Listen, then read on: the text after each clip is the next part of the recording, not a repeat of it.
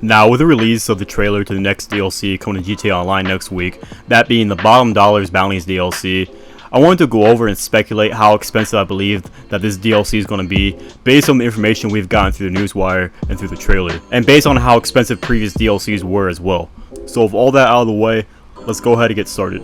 Now, starting off with the business, that being the bails bond business, if we're operating under the assumption that this business is going to have multiple locations to buy from, like the salvage yard, I believe the cheapest location for this business is going to cost about $2.2 million. And if you want to buy this business with all the max upgrades, the cosmetic upgrades, I believe the price is going to be about $4.6 million with all the upgrades. When you get your foot into the door of this DLC with the new missions for this business, at minimum you're going to need $2.2 million. And with all the upgrades, it's going to be $4.6 million. Now moving on to the vehicles, I'm going to start with this car that looks like it's based on the Hyundai Envision 74. And I believe this car is going to cost easily $2.1 million. Up next will be this car, which is based off of Bentley Atour. I know some people were saying it's based off of Audi, but it's actually based off the Bentley Atour. Now, I can see this car being worth $2.2 million with a trade price of $1.8 million. Next will be the Benz W124. Now, I thought this was based off the BMW M3 from GTA 4, but unfortunately that's not the case. It's based off the Mercedes-Benz W124, and I believe this car is going to be easily worth $1.6 million. Up next on the list will be the overflawed Pipistrello, which is going to be free for GTA Plus members. This car was actually revealed in a newswire from last month, but I believe it's going to be worth easily $3 million. I think we got into the point in GTA Online where it's normalized to spend $3 million on a supercar, but I think there's going to be a trade price for this car that's going to be about $2.7 million.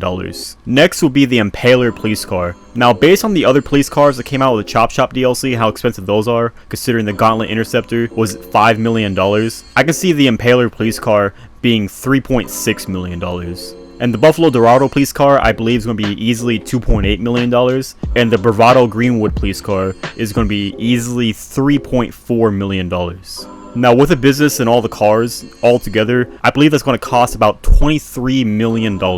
Granted, these aren't going to be released all on day one. There's going to be drip feed, and also have to keep into consideration that there's other cars that have not been revealed in the trailer that are going to be coming out as well. So overall, you're going to need about, I want to say, $35 million for this entire DLC. Now, keep in mind that the police cars will be separate from the bails bond business. The bails bond business is going to be its own thing, and the police cars are going to be a separate entity from the bails bond business.